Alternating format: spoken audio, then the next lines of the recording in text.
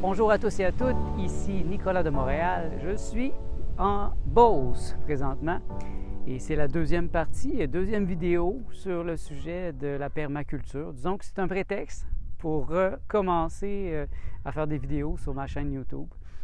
Aujourd'hui, on est le 29 octobre, samedi 29 octobre 2022 et moi et ma compagne avons pris une semaine de congé, une semaine complète que nous avons passée ici dans la maison familiale qui date de au moins 1851. Donc, plusieurs générations se sont succédées ici et ma mère, elle est née ici quand elle était enfant. Elle a grandi sur cette terre. Et pour moi, c'est une manière de retrouver mes racines, de revenir vers l'essentiel. Et pour moi, une chose essentielle que j'ai compris des 3 dernières années, c'est que l'autonomie alimentaire, c'est quelque chose d'important. Hein? Surtout présentement, vous ne le verrez pas vraiment, peut-être, mais il y a plein de chemtrails dans le ciel. C'est un peu un choc. J'en ai vu beaucoup à Montréal cet été. On dirait que c'est la folie furieuse de nous empoisonner avec ces produits chimiques qui déversent dans le ciel. Mais quand même, on va rester optimiste. Et donc, pourquoi je suis ici? C'est que j'ai commencé l'université. Vous serez heureux d'apprendre que je vais faire un baccalauréat en philosophie. C'est une passion que j'ai, vous le savez. Et j'ai décidé de passer à l'action cet été parce que j'avais le goût d'un renouveau dans ma vie. Et bien, c'est la semaine de lecture. Je suis à l'UQAM et c'est la semaine de lecture qui va se terminer là, demain. Et on en a profité pour relaxer. J'avais aussi des devoirs à faire. J'avais un devoir en éthique qui m'a demandé beaucoup d'énergie cette semaine. J'ai dû réfléchir sur Nietzsche et Nietzsche est un penseur très profond. Revenons à la permaculture. Et donc, on en a profité pour avancer dans notre jardin. Alors ici, c'est le point zéro, comme je vous avais dit. C'est le début, le premier jardin qu'on a fait ici. Ici, ça apparaît pas tellement, mais on a ajouté de la paille. La voisine nous a apporté du compost et on a rajouté des feuilles aussi. Donc des feuilles mortes, qu'il y en avait beaucoup ici. Vous remarquerez qu'il y a peut-être un peu plus de bois. On a créé comme un petit décor. Et on a commencé à planter certaines choses. On a commencé à planter 2-3 places. Ici, on a du maïs. Une chose que je veux essayer, c'est les 3 sœurs. Les 3 sœurs, c'est une combinaison que les Autochtones, les Amérindiens utilisaient ici il y a très, très longtemps. C'est-à-dire, c'est le maïs, la courge et les bines ou les fèves. Les 3 fonctionnent très bien ensemble et c'est pour ça qu'ils les appellent les 3 sœurs. Hein, le maïs monte, les bines s'accrochent au maïs et donnent de l'azote et les courges protègent le sol. Et les 3 ensemble fonctionnent très bien. Donc les 2 premières ici, on a mis ça. On a planté un premier oignon ici. Ça, c'est de la ciboulette. Il était déjà ici et là-bas. Là. Donc ça n'a pas été très compliqué. On l'a juste retransplanté. C'est notre première plante officielle de notre jardin. On a mis quelques fleurs ici. Pour l'instant, ça a l'air de rien. Mais on s'est trouvé là-bas, on s'est trouvé une boîte à compost. Il y a plein de choses qu'on peut trouver sur la ferme ici.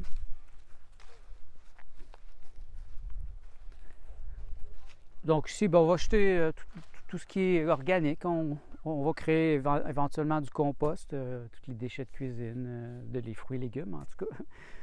Et on a travaillé aussi sur la partie là-bas. Donc je vais vous amener sur l'autre partie. Je vous avais parlé qu'on voulait ouvrir cette partie. On l'a ouvert la dernière fois.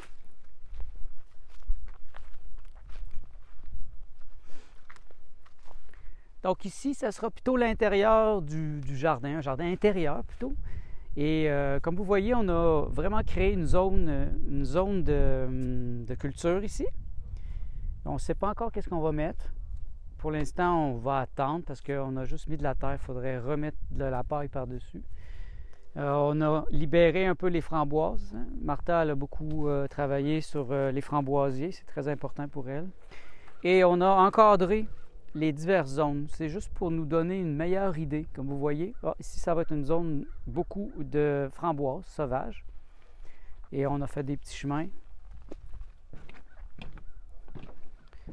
On a mis ça sur le sol pour que ça soit plus facile de passer parce qu'il y a beaucoup de branches. C'est dangereux de tomber. On a fait un petit chemin ici. Fais attention aux branches.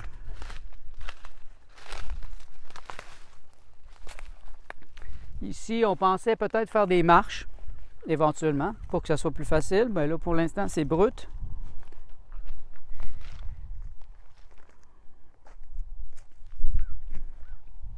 Comme vous voyez ici, on a créé des petites atmosphères avec des roches, des morceaux de bois.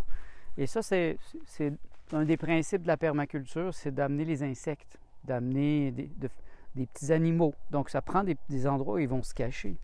Ça va pourrir éventuellement, ça va donner de la vie. Il y a déjà des champignons sur certaines choses, comme ici, vous voyez. Il y a déjà des champignons. Fait que c'est bon, ça va déjà se décomposer. Ici, on a une grosse zone de culture. Probablement qu'on va mettre des patates, des courges. C'est très grand. Mais on n'a pas assez de terre pour l'instant, donc on laisse ça de même. Peut-être la prochaine fois. Ça fait du bien. Vous savez, moi et ma compagne, on vit dans un 29e étage. Donc, mettre les mains dans le sol ici, vous voyez, mettre les mains au sol, c'est très important. Toucher ici, ça nous a fait le plus grand bien. Je suis arrivé ici stressé, fatigué mentalement, parce que le retour à l'université, c'est quand même exigeant. Hein, c'est des jeunes. Les jeunes sont beaucoup plus actifs, beaucoup plus dynamiques. Et je dois prendre l'énergie, suivre l'énergie du troupeau, si on pourrait dire. C'est un moment extraordinaire, je trouve, pour le retour à l'université, parce que depuis 2 ans, c'est des attaques contre l'humanité, et de voir comment les gens reviennent, comment les professeurs, ça a été difficile pour eux, et aussi comment ils se sont adaptés. Ça ressemble pas du tout à l'université que j'ai connue il y a 25 ans, quand j'ai fait un baccalauréat en administration des affaires. Donc, là, c'est l'automne ici au Québec. Vous voyez, il y a pratiquement plus de feuilles. C'est un peu décharné, mais on a eu une très, très belle semaine. Et mon but dans ces vidéos, ça sera de vous présenter le déroulement de comment on pourrait dire, c'est de la permaculture, mais c'est une forêt nourricière ou une forêt comestible. Parce que tout le tour, il y a des petites haies qu'on a créées. Bien, on a planté des graines de cerisier, des graines de pruniers pour des pruneaux, plein de fleurs. On aura peut-être des surprises l'année prochaine de voir des cerisiers qui vont sortir un peu partout. Le but, c'est d'avoir tout un microcosme ici. Pas juste des légumes, des fruits. Il y a déjà des pommes, des poires sur le terrain, mais on voudrait plus de diversité. Donc, chaque fois que je vais manger des fruits différents, bien, je vais garder les pépins. Bon, pas les oranges, là, ça ne peut pas pousser au Québec, mais des fruits qui poussent ici, ça peut être très intéressant. Il y a plein de diversité que moi et Martin, on veut amener ici.